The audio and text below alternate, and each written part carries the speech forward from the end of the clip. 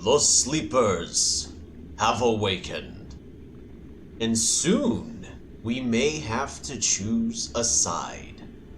Do we align our goals with those that align with ours, seeking spirituality amongst the universe?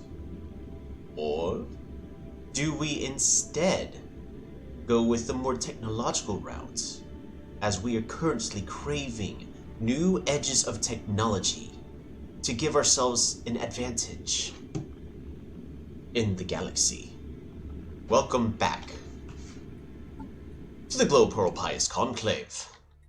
What we have over here is we're just looking at the Zarian Crusaders. These are the fanatical spiritualist awakened empire at this moment. And we're really keeping our eye on them. Something we may have to consider is at some point they may start demanding us to become a satellite and essentially bow down to them. For now, we have nothing to worry about. For now, we can work on our Federation, which sadly, we have accidentally misused our mechanics, and the Mirovandians have gained control over the Federation. Now, what can we do to improve this? Well, the main thing about our Federation, if we go ahead and look over here, is whoever is the strongest with the diplomatic weight is going to be the Federation leader. Now, I've got a ways to go because I've been playing very poorly this entire game. Because, forgive me, I haven't played this game in a long time. But diplomatic weight, it depends on how strong your fleet is, how many people you have inside your empire, how strong is your economy, what is your technology level, and perhaps if we look through our diplomatic weight, we can get an idea where they're at. So they have a massive fleet, their technology is nearly double ours. Their economy is double ours, but we're nearly equivalent in population. So that part I can at least have a little bit of confidence in. And as long as we continue to terraform planets, like this one over here, can we terraform you? No, not at all. It's too expensive. So how are we gonna fix this problem? Well, we gotta sell all these resources. What about volatile motes? I can sell one of those a month. And then with gases, we can sell 2. Yeah, we'll cancel. We're gonna sell about 2 more. That should help our economy a little bit, but if we're looking at everything, minerals are pennies. So we're getting nothing from selling all these minerals. And we may need to consider on some planets starting to convert some mineral jobs into energy credit jobs. Consumer goods are worth a pretty penny. And alloys are, of course, starting to cost us a very hefty fortune.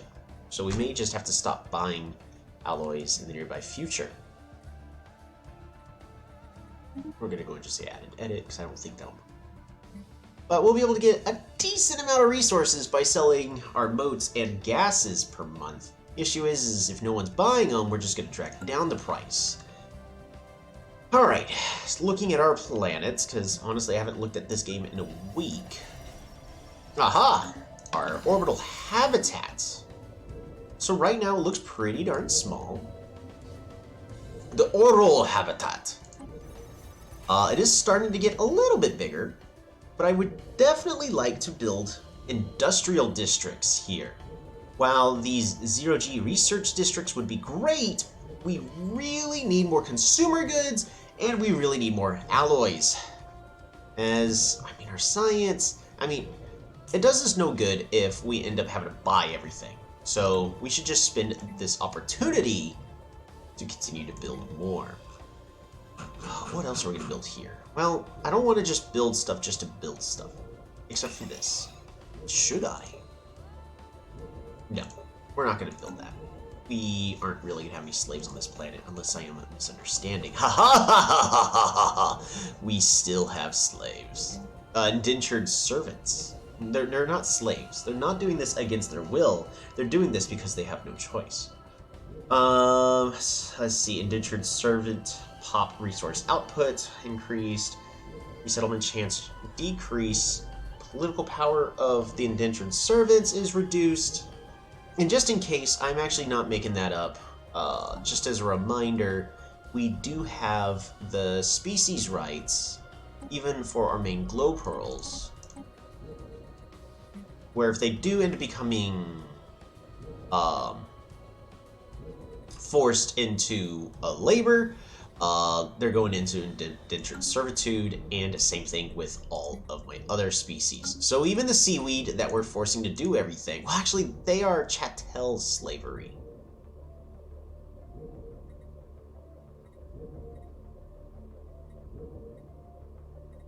Chattel slavery is kind of just better. I mean, how's the happiness? So, your happiness is at 28. Yeah, you're making like almost nothing. I need them to be happier, because we're losing a lot of resources that way. So we're not going to worry about upgrading anything there. Our alloys are doing pretty terrible. We're going to go ahead and move forward a bit. Looks like they just closed borders with us. 2,600. Ooh, the watchful regulators of technology have opened their borders with us. So even though we are different ethics, they don't hate us too much. Naval capacity. Well, first things first, let's go ahead and upgrade the capital. That will take care of that. Anchorage. Should I just upgrade you for... See, but just having...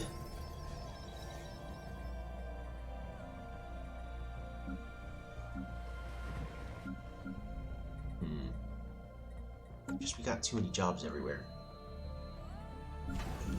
Right. I think for now I just need to upgrade a star hold to build more anchorages to increase my naval capacity.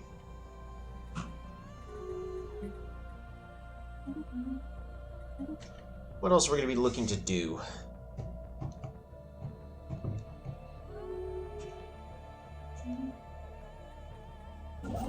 This construction ship is bored, but I don't think there's anything you can do at this moment. I mean, if anything, we're gonna bring... Ooh! We're gonna bring you over there, but we've got a new event that is triggered. Nazus Demetor is a renowned paragon. The man is thin to the point of starvation. There's a sense of decrepitude about him. His fine clothes are faded, his skin as dry as parchment. His voice rises barely above a whisper. My name is Nazus Demetor. I am a collector of dust and myth. Thank you for receiving me. Dust and myth? His smile strains the surface of his skin. This galaxy is old. Long before yours came to be, countless other civilizations rose and fell. Dust is their legacy, and myth our inheritance. I seek to uncover the truth of the past, that it may be preserved, that it may be learned from. And this is why you've come? It is not only for my own benefit, I assure you. No, the riches of the past are beyond counting. I would share them with you. What have you gained from your excavations? Artifacts, wisdom, splendor. Not only this, all things have their echo in the past. Paradoxical, is it not? How in our fight against oblivion, we often forget to listen. So, Nazus Demetor is a scientist, an explorer, gains experience very well, and Upon surveying, gains unity. None of that matters. The only thing we gain a benefit from is his leadership experience gain, so he can level up really quickly. Not bad. He also aligns with our spiritualist values. His destiny trait, unique to him, is Vibrant Storyteller. He gives us plus 20 unity. And he surveys 25% faster and has a big chance of discovering strategic resources, which that part doesn't matter. That's unfortunate. But that monthly unity is nothing to sneeze at, because we're only getting 293. He is very insightful, so when he researches anomaly, which cannot happen, so we might as well ignore. He is resilient, increasing his life expectancy. And it doesn't tell us how long, so he's going to live a long time. And excavation speed for artifacts is improved, which doesn't matter, so it doesn't matter, half of which doesn't matter. But he is stubborn, and assisting research, which is the one thing we'd be pretty much be having him do right now, is reduced.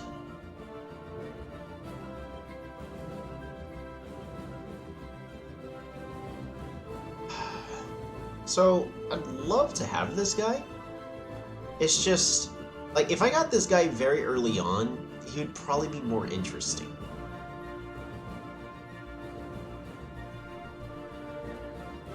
But just, I mean, the resilience for a leader that's going to live a long time would be useful.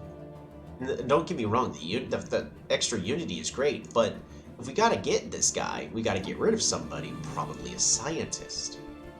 So which kind of scientist is not very interesting for us right now? Well, we have our High Inquisitor Genora, who's level 5, whereas this guy's also level 5, I think? If I'm understanding his level correctly? I could be wrong. Governors. Okay, I think he's level 5. And then we have level 3, level 2, level 2, so this would be a big jump for free. But we would have to get rid of somebody, probably... Wow. No, we've got multiple interesting leaders.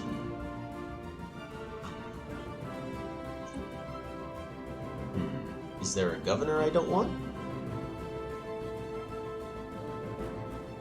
No, I need you.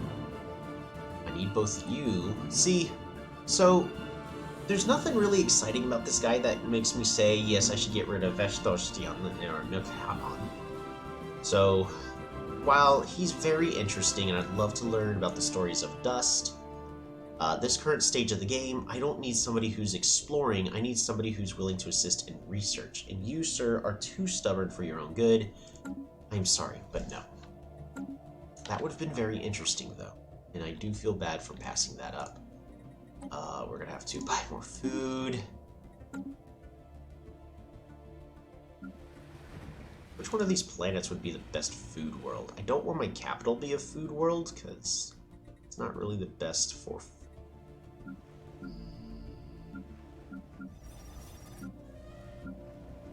Oh goodness. So it looks like Fangnar Prime, which is currently, I mean, it's marked as a factory world to get as many consumer goods as possible, which looks like we need more jobs of. Would actually make a good agricultural district.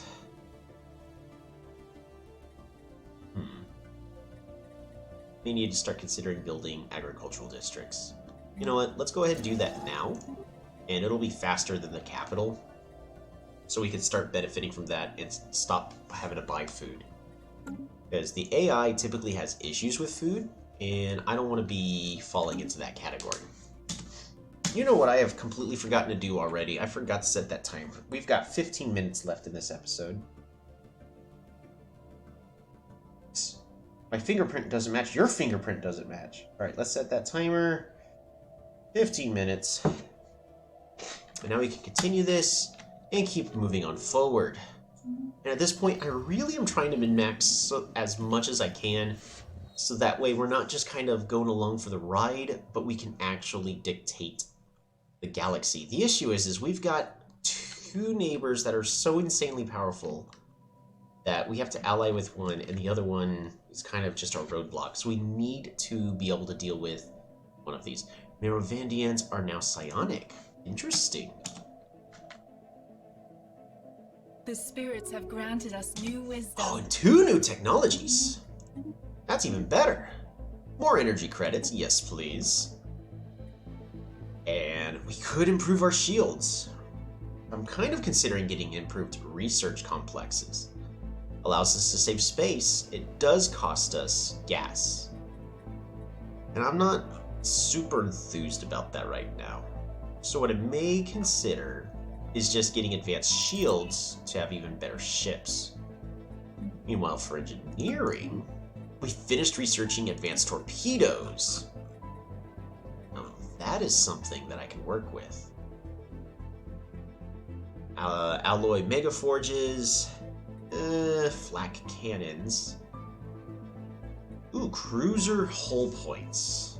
See, right now we're kind of making the jump into cruisers, and that would be nice-ish to have. Let's go ahead and go with coil guns so we can try to get that better technology. As well, it'd be great to just have a static health boost. I think I'd rather have some guns that I know are locked behind that technology. And right now, I really can't be building more ships. Hey, and that research has already improved our energy credits. Leader is leveled up. Eshbale! I can make them an even better leader, which makes all of my people happier. Okay, so Eshbale is my grand storytelling admiral. How old are you?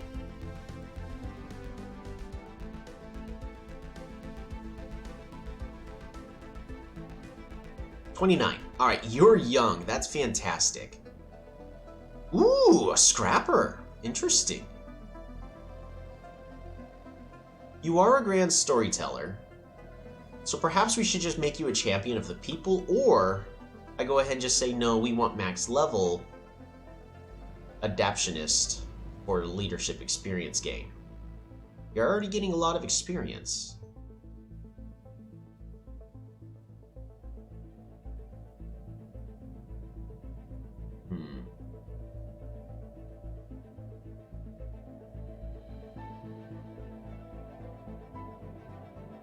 More happiness, though, will make all of my people that much happier. And we'll be able to get more research, more resources. So you'll notice it's not going to be a massive boost, but we're going to get a minor boost in all of our resources. So we're going to go to 30, 5, 6, 7, 8, 9, boom, 30. So we're at 21, 43, 0, 1, 51, 293, 699. Well, the science went up, the energy credits went up, alloys, minerals went up, alloys went up. Yeah, basically everything went up except for Unity. That's still good. That's still good. I'll take that. I'll take that. All right, so if we go to government, I need to look to make sure we're min-maxing everything as much as possible. Yes, we are using all the edicts. We may need more funding in the nearby future as our empire continues to grow bigger. Exotic gases for shields will activate during war. Exotic gases for fuel. We're gonna go ahead and turn that off for now, so that way we can just have more gases at the moment. And then land clearance, munition, explosives, reactive armor. Ooh, we're really gonna want these modes. And then militarized economy is kind of good, but I think at this current moment, so how much am I making of each? 108.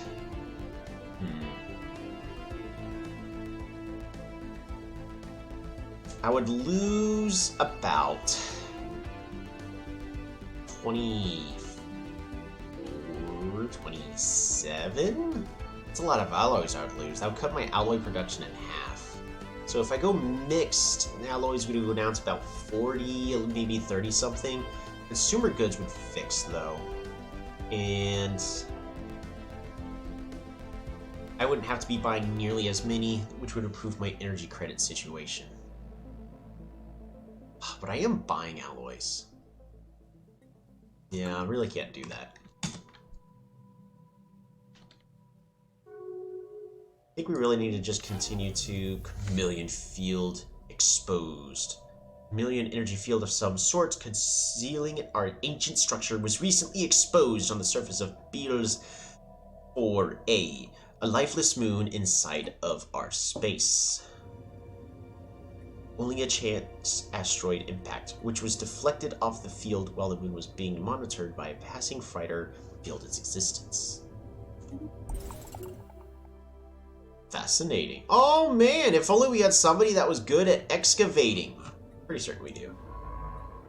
Not you. Not you. No, it's you. Good excavator? Ooh.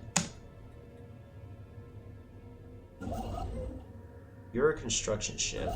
You're also a construction ship.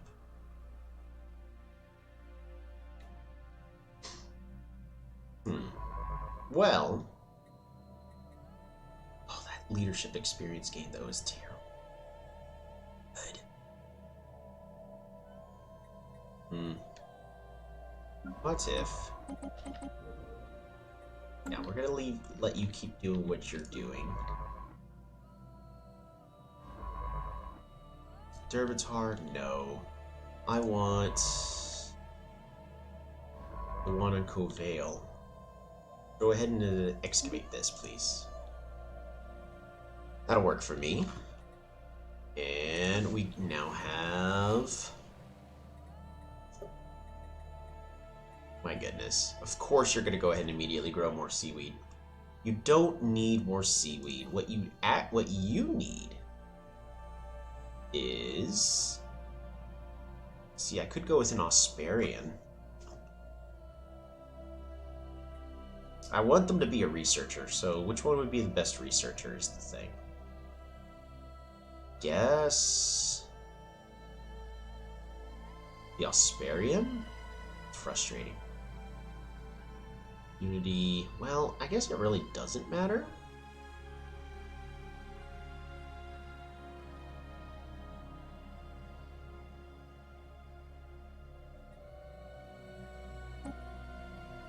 Alright, we're gonna force a Glowpearl to grow there. At least for now. And what if we turn it off? You just go... Any species? No, I guess that's better than nothing.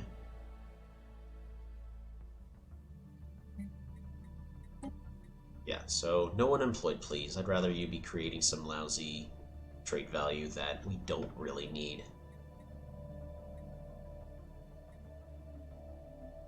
An Osparian's better, though, than nothing.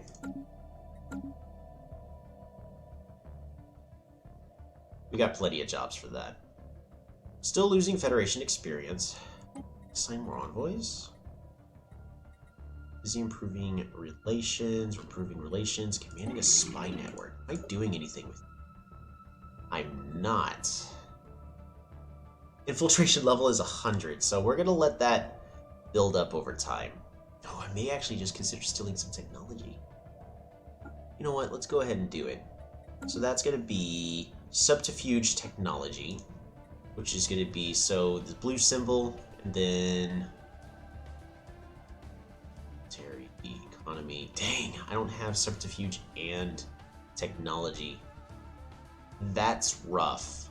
Should I try to get that sabotage? I need subterfuge. Man. Should I just try to get a new asset?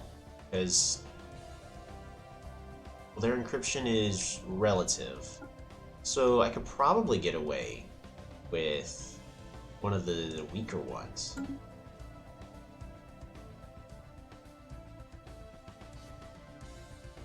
Yeah, let's go ahead and just do that. We need technology. Let's go ahead and start doing that. Then our other leader, so our other envoys. Spy network, espionage. It'll be good enough for us to steal technology, I guess, because their encryption is very strong. Let's go ahead and acquire more assets. Alright, launch that. Because I definitely need someone in a better position for that. Continue moving forward. Oh man, barely making any progress now. Oh, I need to buy more food.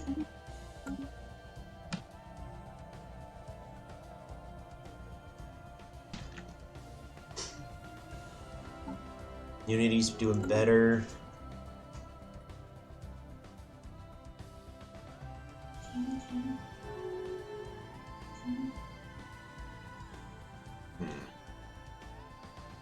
Oof. That's not good.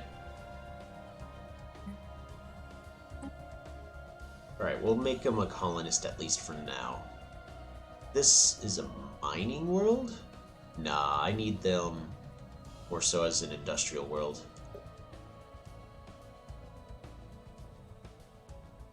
I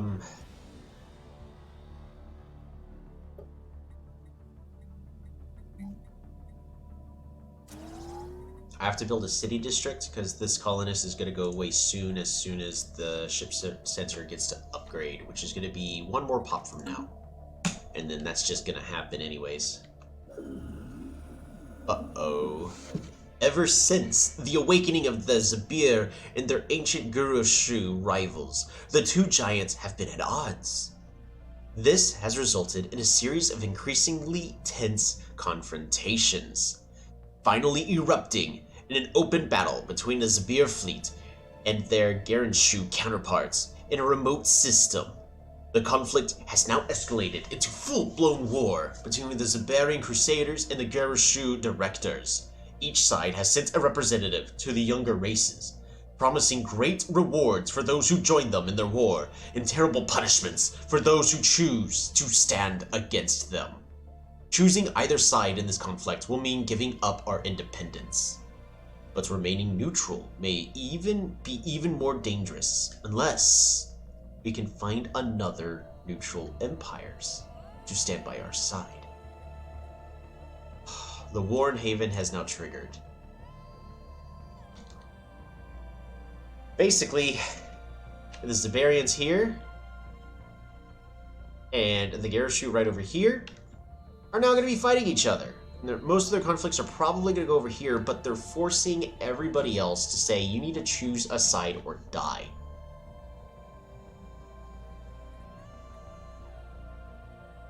Now, I'm really far away from everything, so I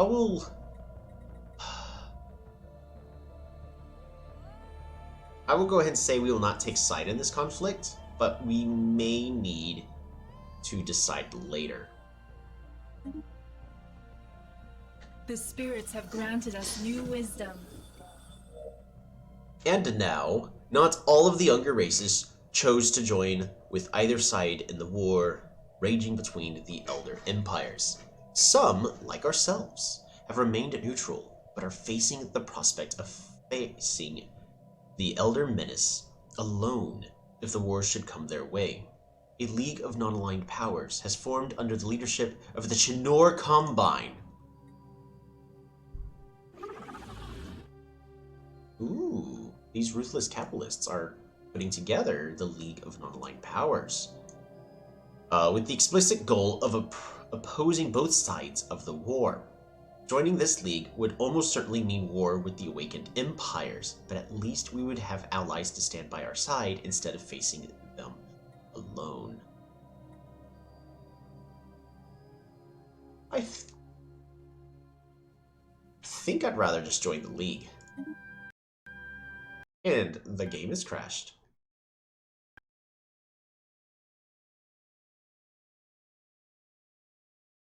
Huh.